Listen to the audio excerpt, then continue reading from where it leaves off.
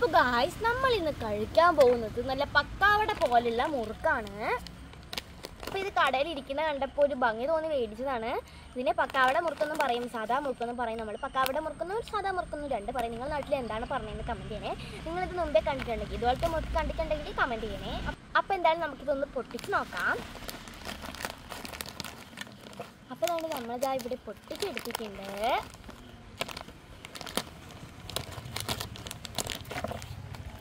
കണ്ടോ?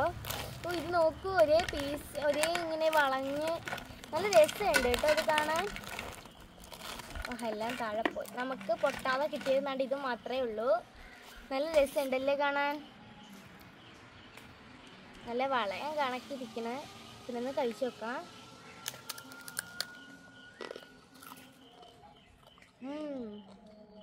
ടേസ്റ്റ് നല്ല കറുമുറ ഇരിക്കുക.